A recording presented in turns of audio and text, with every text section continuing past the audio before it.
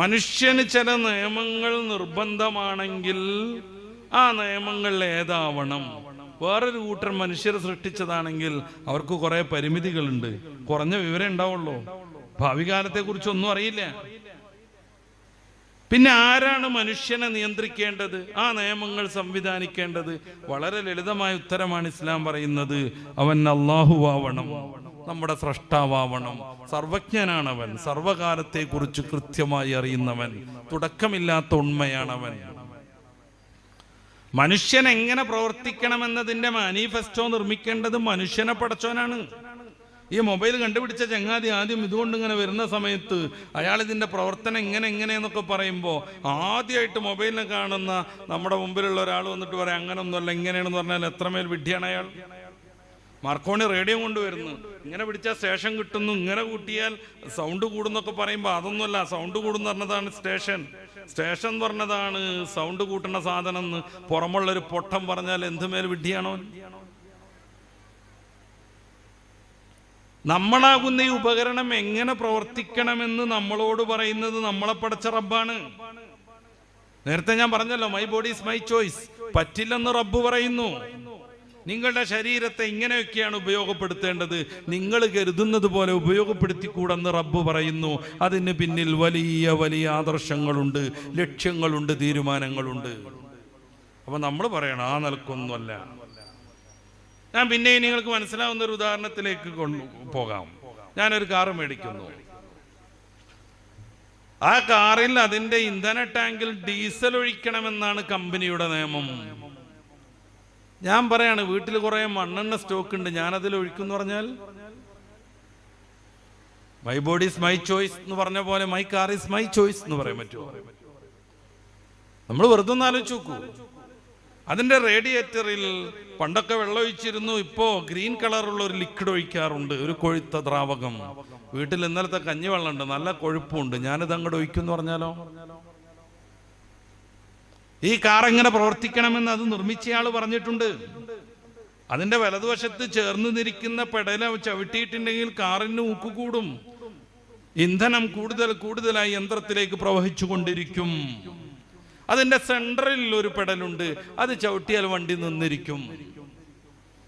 അതിന്റെ ലെഫ്റ്റ് വശത്ത് ഒരു പെടലുണ്ട്, അതിന് ആക്സിലേറ്റർ, അതിന് ക്ലച്ച് എന്നാണ് പറയാ. അത് ഉപയോഗിക്കേണ്ടത് ഇന്ന സമയത്താണ് എന്നൊക്കെ കമ്പനി അതിന്റെ ഒരു ബുക്കിൽ, അതിന്റെ ഒരു ചെറിയ നോട്ടീസിൽ എഴുതി തരുമ്പോ ഒരു പൊട്ടനായ ഡ്രൈവർ ഇങ്ങനെ വിചാരിക്കുകയാണ് ഇത് എന്റെ കാറാ, ഫുൾ കാശ് ഞാൻ കൊടുത്തിട്ടുണ്ട്, ടയോട്ടയായിട്ടിന് ഒരു ബാധ്യതയും നിലനിൽക്കണില്ല, ഇത് ഞാൻ കൂടെ ടാക്സ് കൊടുക്കുന്ന റോഡാണ്, my car is my choice, എൻ്റെ കാർ ഞാൻ എനിക്ക് ഇഷ്ടമുള്ള മാതിരി ഉപയോഗിക്കുമെന്നൊരു പൊട്ടൻ തീരുമാനിച്ചാൽ, ഒരു വളവിൽ അത്യാവശ്യം 90 സ്പീഡിൽ ഇയാൾ ഇങ്ങനെ പാറിക്കൊണ്ടിരിക്കുകയാണ്, അപ്പുറത്തുനിന്ന് നിറയെ മെറ്റൽ നിറച്ചിട്ടൊരു വലിയ ലോറി ടോറസ് ഇങ്ങനെ കടന്നു വരുന്നു, അവനൊത്തിരി സ്പീഡിലാണ്, രണ്ടുപേരും ഇങ്ങനെ ചുംബിക്കാൻ നിൽക്കുകയാണ്. ആ സമയത്താണ് കമ്പനിക്കാരന്റെ നിയമം ഓർമ്മ വരുന്നത്, സെന്ററിലെ പെടൽ ആഞ്ഞു ചവിട്ടണം. ഒരു യുക്തിവാദിയായിരുന്നു കാർ ഓടിച്ചുകൊണ്ടിരിക്കുന്നത്. ഞാൻ സർവതന്ത്ര സ്വാതന്ത്ര്യനാണ്, എൻ്റെ car, my car is my choice, ഞാൻ ആ വലതുവശത്തിലുള്ള ആക്സിലേറ്റർ ആഞ്ഞു ചവിട്ടെന്ന് പറഞ്ഞാൽ അതോടെ തീർന്നു അയാളുടെ ജീവിതം, അതോടെ തീർന്നു അയാളുടെ ജീവിതം. എന്തേ, കാർ അയാളുടേതല്ലേ? ആണ്, അയാളല്ലേ കാശ് കൊടുത്തേ, അതും ശരിയാണ്. ടാക്സ് കൃത്യമായി അടക്കുന്നില്ലേ? ആണ്, ഉണ്ട്, ഒക്കെ റെഡിയാണ്. പക്ഷെ അയാൾ ഇഷ്ടം പോലെ അയാളുടെ കാർ ഉപയോഗിക്കാൻ കഴിയില്ല. അവിടെ സെന്ററിലുള്ള പെടൽ ആഞ്ഞു ചവിട്ടണം, വണ്ടി നിൽക്കണം, അല്ലെങ്കിൽ ടോറസിന്റെ ഉള്ളിലേക്ക് ഇത് കയറിപ്പോകും. അത് വലിച്ചെടുക്കാൻ തന്നെ കുറെ ആളുകൾ മെനക്കെടേണ്ടി വരും. വളരെ ലളിതമാണ് ഞാൻ പറയുന്നത്. ഒരു യന്ത്രം എങ്ങനെ ഉപയോഗിക്കണമെന്ന് അതിനെ പടച്ചവൻ, അതിനെ സൃഷ്ടിച്ചവനാണ് കൽപ്പിക്കേണ്ടത്. മനുഷ്യനാകുന്ന വാഹനം, ഇത് ശരിക്കും വാഹനമാണ്, ഇത് ശരിക്കും വാഹനമാണ്, നമ്മുടെ ആത്മാവിന് സഞ്ചരിക്കാനുള്ളൊരിടം മാത്രം. അതുകൊണ്ടാണ് വാപ്പ മരണപ്പെട്ടാൽ അതുവരെ ഉപ്പച്ചി എന്ന് വിളിച്ചിരുന്ന മക്കൾ വിളിമാറ്റുന്നത്, നാട്ടുകാർ വിളിമാറ്റുന്നത്, പിന്നീട് അവരുടെ പ്രയോഗം തന്നെ മാറുന്നത്. രോഗമായി മരണത്തിന് തുല്യം വാപ്പ കിടക്കുമ്പോ വാപ്പനെ കുളിപ്പിക്കണ്ടേ എന്ന് പറഞ്ഞിരുന്ന മക്കൾ വാപ്പന്റെ മയ്യത്ത് കുളിപ്പിക്കണ്ടേ എന്ന് ചോദിക്കുന്നു. വാപ്പ എവിടെ? അസ്രായേൽ പോയിട്ടുണ്ട് വാപ്പയുമായി. വാപ്പനെ എപ്പോഴാണ് എടുക്കുക എന്നല്ല ചോദ്യം, വാപ്പയുടെ മയ്യത്ത് എപ്പ എടുക്കുന്നു എന്നാണ്. വാപ്പയെ എപ്പ മറമാടുന്നു എന്നല്ല ചോദ്യം, വാപ്പയുടെ മയ്യത്തപ്പ മറമാടുന്നു എന്നാണ്. ആരായിരുന്നു വാപ്പ? വാപ്പയുമായി അസ്രായേൽ പോയിട്ടുണ്ട്. ആ വാപ്പയ്ക്കും മകനും എനിക്കും നിങ്ങൾക്കും സഞ്ചരിക്കാനുള്ള വാഹനമാണ് ഈ കാണുന്ന ബോഡി. ഇതെങ്ങനെ ഉപയോഗപ്പെടുത്തണം? ഇതിലേക്ക് ഏത് വെള്ളം ചേർക്കണം? കള്ളു കുടിക്കരുതെന്ന് മനുഷ്യനെ പടച്ച റബ്ബ്, മനുഷ്യന്റെ ജീവിത രീതിയാവുന്ന മാനിഫെസ്റ്റോ, ദി ലാസ്റ്റ് ടെസ്റ്റമെന്റ്, അവസാന നിയമം, പരിശുദ്ധ ഖുർആൻ 5-ാം അധ്യായം സൂറത്ത് മാഇദയുടെ 90-ാമത്തെ വചനത്തിൽ പറയുന്നു, ഇന്നമൽ ഖംറു വൽ മൈസിർ, ഇതിലൂടെ മദ്യം കയറ്റരുത്.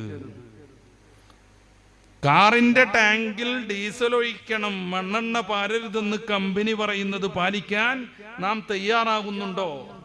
മനുഷ്യനെ പടച്ച റബ്ബ് പറയുന്നു ഇതിലൂടെ മദ്യം കയറ്റരുതെന്ന്, അത് പാലിക്കാനും നമ്മൾ നിർബന്ധിതരാണ്. കാറ് 2 ആഴ്ച നമ്മൾ ഇട്ടു പോകില്ലേ? ഉംറക്ക് പോകുമ്പോൾ അയൽവാസിനെ ഏൽപ്പിക്കും, നീ അതൊന്ന് കൊണ്ടുവന്നിട്ട് ചാട്ടാക്കി വെക്കണം എന്ന്, അല്ലെങ്കിൽ ബാറ്ററി ഇറങ്ങിപ്പോകുന്നു. ഈ വാഹനം ഇങ്ങനെ തന്നെ നിടക്കരുത്, 5 നേരം കുനിയണം, ഓരോ സന്ധിയൊക്കെ നടക്കണം എന്ന് റബ്ബ് പറഞ്ഞിട്ടുണ്ടെങ്കിൽ അത് ചെയ്യേണ്ടി വരും. അത് ചെയ്യേണ്ടി വരും. ഇടക്കിടക്ക് നമ്മുടെ ഓയിലും അതിലുള്ള വസ്തുക്കളൊക്കെ ഒന്ന് മാറ്റണം എന്ന് കമ്പനി പറയുമ്പോ ഓയിൽ ചേഞ്ചിന് മനുഷ്യൻ നിർബന്ധിതനാകുന്നത് പോലെ നമ്മുടെ ശരീരത്തിൽ അടിഞ്ഞുകൂടിയിട്ടുള്ള സംഗതികളൊക്കെ ഒന്ന് പോട്ടെ, ഇടക്കിടക്ക് നോമ്പെടുക്കണമെന്ന് മനുഷ്യനോട് റബ്ബ് പറഞ്ഞാൽ അത് നമ്മൾ സ്വീകരിക്കേണ്ടി വരും. ആ നിയമസംഹിതയാണ് ഇസ്ലാം. മനുഷ്യനെ പടച്ചവൻ മനുഷ്യൻ ജീവിക്കാൻ എങ്ങനെയൊക്കെയാണ് മാർഗങ്ങളെന്ന് പറഞ്ഞു തന്ന വിശുദ്ധമായ ആദർശം. ഞാൻ തുടക്കത്തിൽ പറഞ്ഞു, വലുന്നിലാഹിയുൻ, ദൈവികമായ സംവിധാനം. ഇതിൽ ജനിക്കാൻ ഭാഗ്യം കിട്ടിയവരാണ് നമ്മളെല്ലാവരും. മഹാനായ യാക്കൂബ് നബി അലൈഹിസ്സലാത്തു വസ്സലാം മരണവക്രത്തിൽ തൻ്റെ മക്കളെയെല്ലാം വിളിച്ചു കൂട്ടിക്കൊണ്ട് നടത്തുന്ന ഒരു ഉപദേശം പരിശുദ്ധ ഖുർആൻ സൂറത്തുൽ ബഖറയുടെ 130 മുതലുള്ള വചനങ്ങളിൽ ഉദ്ധരിക്കുന്നുണ്ട്. അം കുൻതും ശുഹദാ ഇദ് ഹദറ യാക്കൂബൽ മൗത്ത് ഇദ് ഖാല ലിബനി, മക്കളോട് യാക്കൂബ് നബി മരണ സന്ദർഭത്തിൽ പറഞ്ഞു, മാ തഅബദൂന മിൻ ബഅദി ഇന്നല്ലാഹ ഇസ്തഫാ ലക്കുമുദ്ദീൻ, മക്കളെ, അള്ളാഹു നിങ്ങൾക്ക് ഇസ്ലാമിനെ ദീനായി തെരഞ്ഞെടുത്ത് തന്നിരിക്കുന്നു. വലാ തമൂതുന്ന ഇല്ലാ വഅൻതും മുസ്ലിമൂൻ, ഇനി മുസ്ലിങ്ങളായിട്ട് വേണം മരിക്കാനും, ഇടക്ക് വെച്ച് വ്യതിചലിക്കരുത്, എക്സായി പോകരുത്, മുസ്ലിമായിട്ട് തന്നെ വേണം മരിക്കാനും. അവിടുന്ന് ചോദിച്ചു, മാ തഅബുദൂന മിൻ ബഅദി, എനിക്കു ശേഷം നിങ്ങൾ ആരെ ആരാധിക്കും? നഅബുദു ഇലാഹക് വഇലാഹ ആബായിക് ഇബ്രാഹിം വഇസ്മാഈൽ വഇസ്ഹാഖ് ഇലാഹം വാഹിദ, അങ്ങ് പഠിപ്പിച്ച ഇലാഹിനെ, അങ്ങയുടെ പിതാവാകുന്ന ഇബ്രാഹിം നബിയും ഇസ്മായിൽ നബിയും ഇസ്ഹാഖ് നബിയും പഠിപ്പിച്ച ഇലാഹിനെ, ഏകനാം അള്ളാഹുവിനെ ഞങ്ങൾ ആരാധിക്കും. ആ മക്കളുടെ സന്തോഷപൂർവമുള്ള മറുപടി കേട്ട് സായുജ്യത്തോടു കൂടെയാണ് യാക്കൂബ് നബി അലൈഹിസ്സലാം മരണപ്പെടുന്നത്.